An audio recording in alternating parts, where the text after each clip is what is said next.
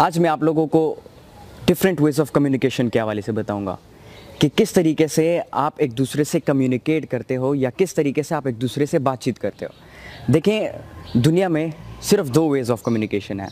एक है आपकी वर्बल कम्युनिकेशन और एक है आपकी फ़िज़िकल कम्युनिकेशन। और इस फिज़िकल कम्युनिकेशन को बॉडी लैंग्वेज भी कहा जाता है, जिसके बारे में मैं बाद में बात करूंगा कि ये कितनी ज़रूरी चीज़ है। सबसे पहले वर्बल कम्युनिकेशन पे आते हैं। आपकी बातचीत कि किस तरीके से आप अपने अल्फाज का रिदम रखते हो, किस तरीके से आप अपनी इंटोनेशन रखते हो, कहाँ पे आपने अपनी आवाज़ को ऊंचा करना होगा, कहाँ पे आपने अपनी आवाज़ को नीचे करना होगा। डिफरेंट मोटिवेशनल स्पीकर्स या डिफरेंट जो इंस्पिरेशनल स्पीकर्स होते हैं या कोच जो होते हैं या इंस्ट्रक्टर्स होते हैं, वो इस चीज़ का बहुत ज़्यादा ख्याल रखते हैं। आपने बहुत ज़्यादा ऐसे मोटिवेशनल स्पीकर को सुना होगा कि जब वो कोई स्पीच दे रहे होते हैं या कोई बात समझा रहे होते हैं तो बीच में ऐसा वक्त आता है कि वो स्लो बोलने लग जाते हैं, धीमे धीमे बोलते हैं। एक वक्त ऐसा आ जाता है कि वो अपनी आवाज़ को ऊंची करते हैं ताकि वो ऑडियंस को अपनी तरफ अट्रैक्ट कर सके। ये डिफरेंट वेज है कि जिससे आप कम्युनिकेट करते हो या आप लोगों को अपनी तरफ अट्रैक्ट करते हो। अच्छा, ये वर्बल कम्युनिकेशन हो गई। दूसरी जो कि फिजिकल कम्युनिकेशन है, जिसको बॉडी लैंग्वेज भी कहा जाता है। देखिए, ये बॉडी लैंग्वेज एक ऐसी चीज़ है, बहुत ज़्यादा इंपॉर्टेंट है। मैं समझता हूँ ये हमारी पर्सनैलिटी के ऊपर, हमारे किरदार के ऊपर बहुत ज़्यादा असर करती है।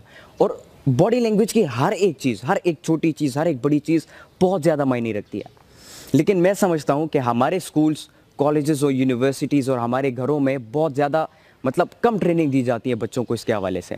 अब हमारे स्कूल में जब आप स्कूल की एग्जांपल आप उठा के देख लें, जब बच्चों को वहाँ पे अदब सिखाया जाता है कि जब आप क्लासरूम में एंटर करते हो तो आपने नॉक करना होगा सबसे पहले, टीचर से इजाज़त लेनी पड़ेगी, मे आई कम इन सर। फिर उसके बाद जब टीचर आपको इजाज़त देता है तब जाके आपने आना है वो क्लासरूम के अंदर अपनी कुर्सी पर बैठ जाना है। उसके अलावा घरों में आप उठा कर देख लो, घरों में सिर्फ बच्चों को इतना समझाया जाता है कि जब कोई मेहमान आता है तो आपने शोर शराबा नहीं करना, खाने के टेबल पे आपने अफरा तफरी नहीं करनी।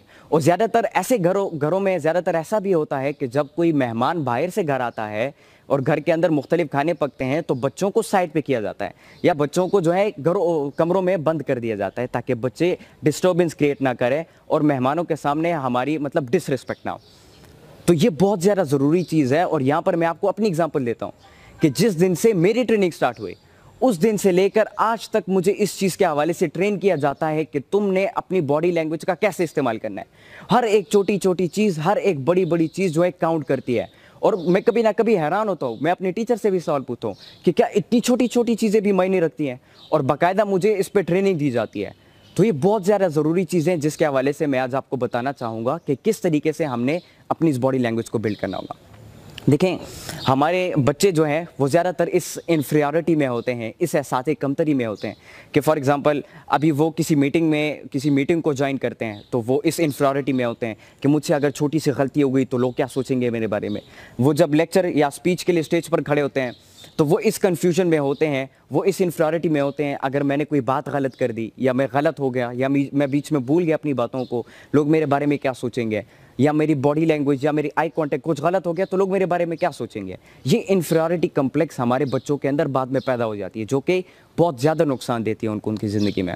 तो मैं आज आप लोगों को इसके हवाले से बताना चाहूँगा और इंशाल्लाह मैं जल्द इसके ऊपर एक कोर्स भी बनाऊँगा, एक कोर्स भी डिज़ाइन करूँगा कि जिसमें हम डेप्थ में बॉडी लैंग्वेज के ऊपर बात करेंगे और हम डिफरेंट स्टेट्स के ऊपर बात करेंगे कि किस हालत में आपने अपनी बॉडी लैंग्वेज को किस तरह रखना होगा और ये कितना मैटर करती है।